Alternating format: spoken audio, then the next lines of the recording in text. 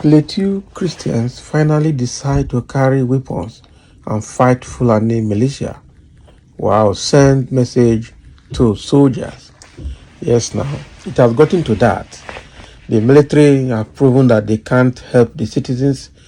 The government, both state and federal, have also proven that they can't help the natives. So the only way is to help themselves.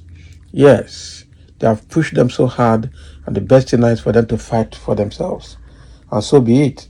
And let's see what will be the military reaction to this move now.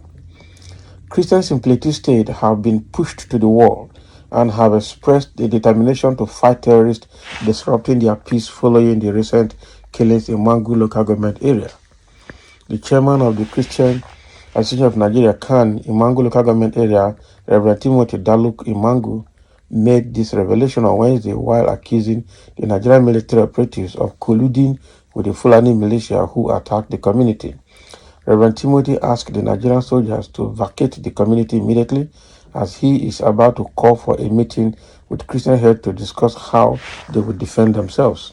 So the CAN chairman alleged that the military is displacing Christians, enforcing curfews solely within Christian areas and allowing the burning of their homes by militias. I'm here to report the situation happening in Mangu local government area for the whole world to understand what is happening in Mangu at this particular point in time. The military are the ones sending our people away for the militia to burn their houses, he said with agitation. So according to CAN chairman, the military's action have resulted in the forced evacuation of Christians from the new market, leaving Muslims free to burn homes. So he claimed that the military has killed 3 young men, rejecting the assertion that one incident involved a fake soldier. So at this particular point in time, they have sent every Christian away from the new market, thereby leaving the Muslims to go and burn their houses. They have set the curfew. So the curfew is only restricted to only people within the Christian domain. So within the Muslim domain, they are free to move and do whatever they want to do.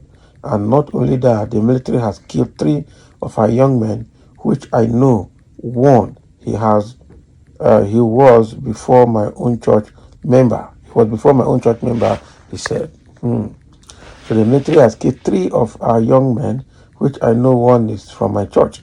They killed one yesterday, and I reported to the security. He said that it was a fake soldier. Can you imagine? So at first he said I was lying until I proved to him that it was not a lie. Then finally he said it was a fake soldier.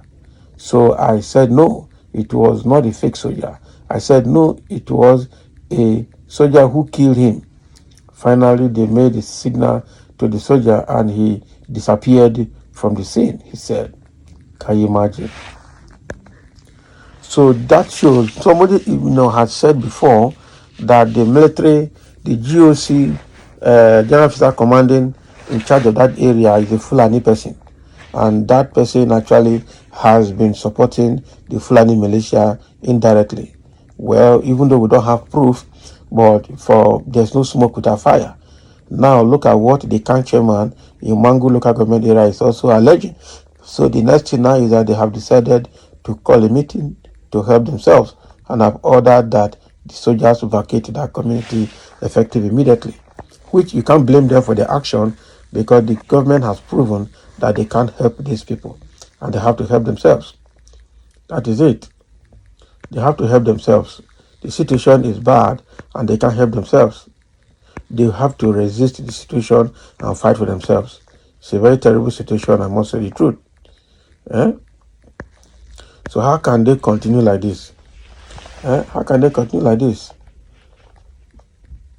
After the federal government will say they condemn, up to now Tinubu has not been able to visit that location. So when will government wake up to the responsibility of securing lives and property? It is unfortunate. It was unfortunate, and it's still unfortunate.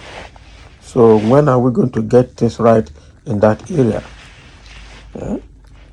So he claimed, the camp chairman, he claimed that the ongoing situation is a deliberate plan to destroy the local government, emphasizing that they will resist with whatever means necessary. So with the people from Mangu local government area, we don't want the military in the Mangu local government area anymore. They should pack their loads and go. We don't want them because it is a plan. They have been bought, he said. The camp chairman warned that if the situation does not improve, they plans to organize a meeting for pastors to discuss and strategize against the challenges faced by the Christian community.